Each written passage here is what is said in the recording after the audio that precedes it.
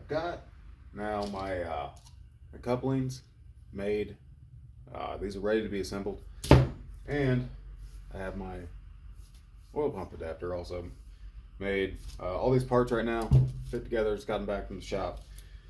I don't know if I mentioned this before, but there is one small problem with the spline coupling from the TH350. And the problem is, this is cast iron. You can't really just cast iron weld in general. Seems like I'm going to run the risk of this cracking if I try to do that. So what's going to happen is I've gone ahead and drilled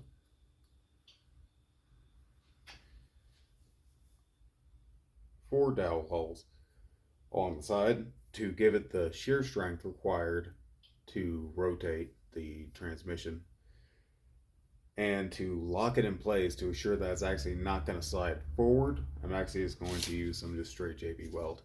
Gonna do that, kind of tack it all together. Gonna give it about 300 thou off of this back face, and that should keep it fairly well locked. So I'm gonna do that. I'm gonna leave it overnight, work from there.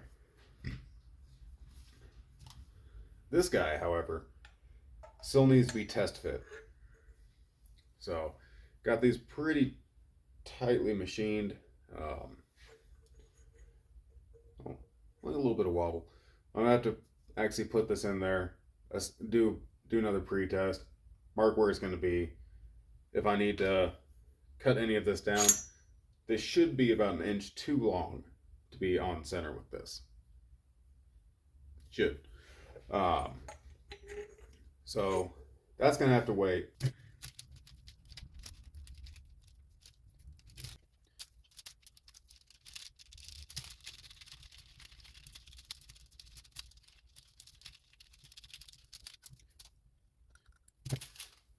This part's not that tight. These two are actually very tight. Now, before I took this apart and after drilling the holes, I don't know if you can actually see any of that. I did put a couple Sharpie marks to align this back in. These aren't really reamed holes like they should be for dowel pins, but if I was a little off center or any of that when it comes to punching any of these holes, if I put them in the wrong spot and I have this on there, I'm not going to be able to fix that problem very easily. So I'm just being careful. The thing with JB Weld too that makes this a good candidate for an epoxy is it does have a high enough melt temp to handle the, at least from what I'm seeing, the oil temperatures to be, which is somewhere between 175 and 225 Fahrenheit. If I was reading the right data sheet, this should be somewhere around 450. So it gives me a good margin of error in case I was incorrect.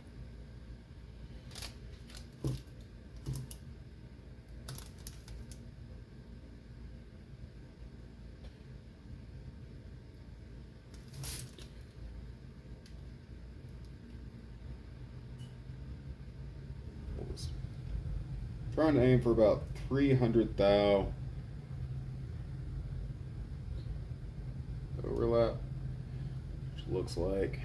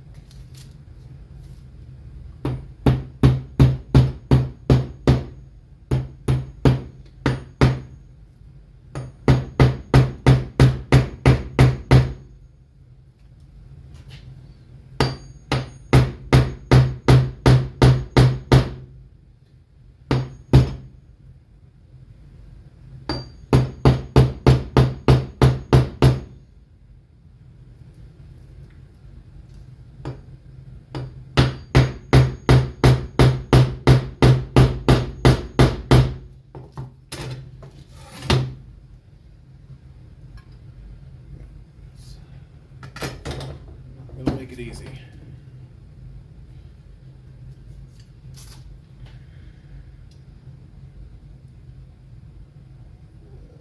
I'm still hanging around 5/16. All right. So the holes actually were not through. I don't know if you can see that from the coupling from originally. Um, so because of that, these are going to stick out a bit. So if all of this actually doesn't end up fitting together just right, I might have to come back through and kind of grind off these dowel heads. But it's easier to make things shorter than longer. So before I get started, it's been about a day of that JB drying. Yeah, it's not really being fully cured, but at least 24 hours. I went ahead and just ground off these the excess dowel tips. I didn't really feel like there was a purpose of really having them, so we'll just start pulling the motor and getting that guy back in there. Really work on that. Using funny angles. Got the motor out of the way. Let's see how all of this fits together. Now, as I kind of go and put it together, there is a little bit of a feel aspect to putting that pump adapter, or I guess that torque converter adapter, whatever you want to call it, into place. I'm going to have to go and kind of see if I can feel it lock and press all the way in before assuming that I'm all the way in the right space, and then put the spline in and see how it all works.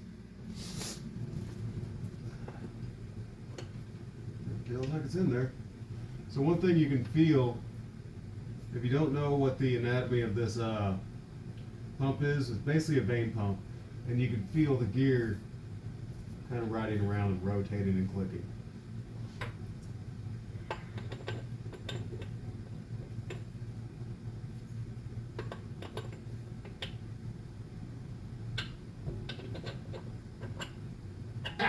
Knew I was good for something. All right. I'm gonna need a pen to mark my location here.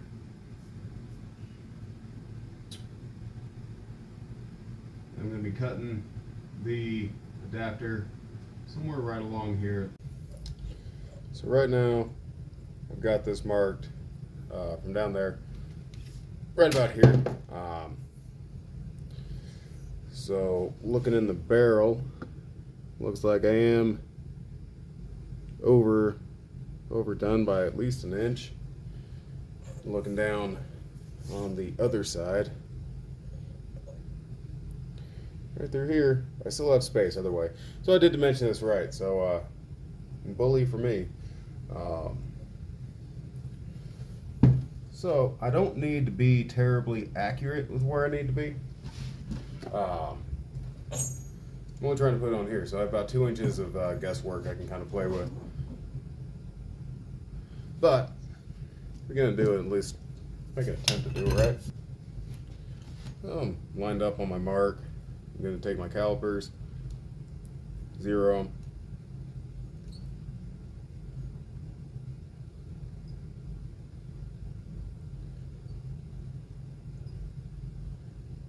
Yeah. 823. So that'll tell me that if I go 823 off of this depth, the shoulder of that adapter is right about there. So I'm going to take it a little bit further and go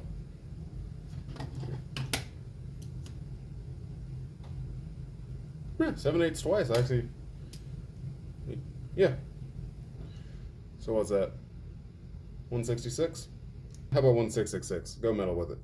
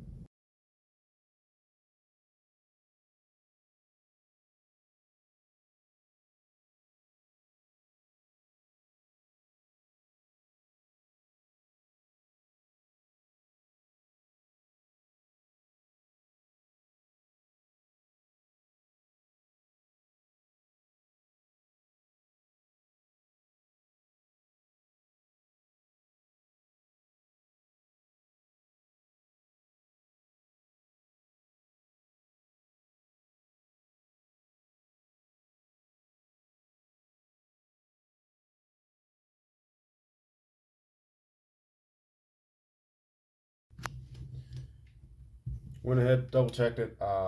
Looks like it was right. I probably didn't have something seated on there properly when I did the first line.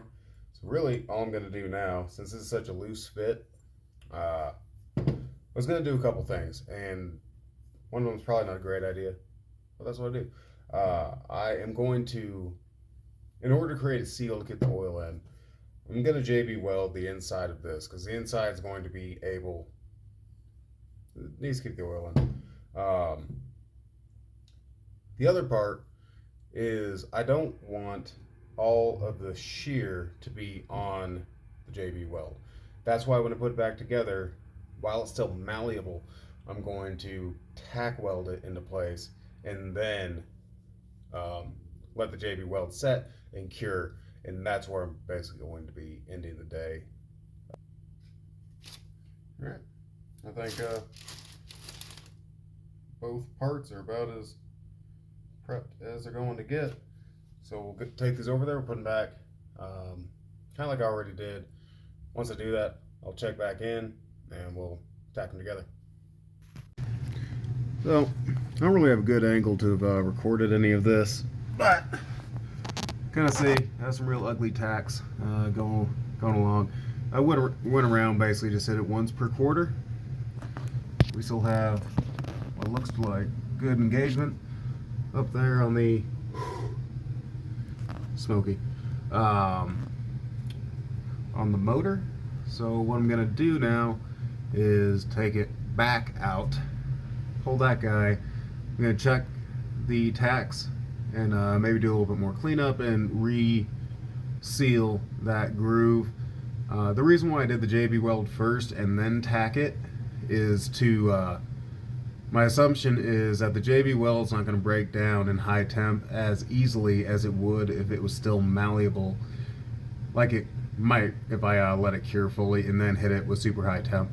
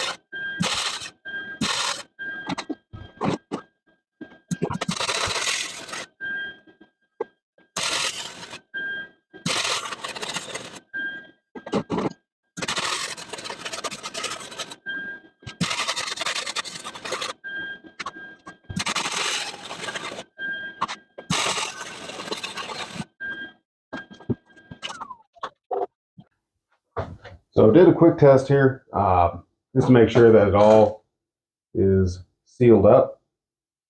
Yeah, it's still pretty hot.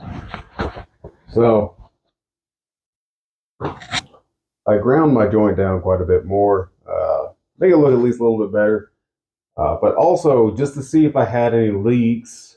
Now this is also not under pressure or anything else, but I wanted to see if any of the oil from in here worked its way out to the bottom. And I don't see, no, never mind. I might have just a little wet spot in a couple places. So yeah, I do have just a little bit of a pin leak right up into the bottom, right there. So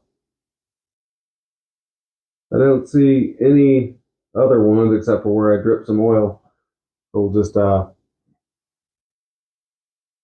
mark it, pour it out, and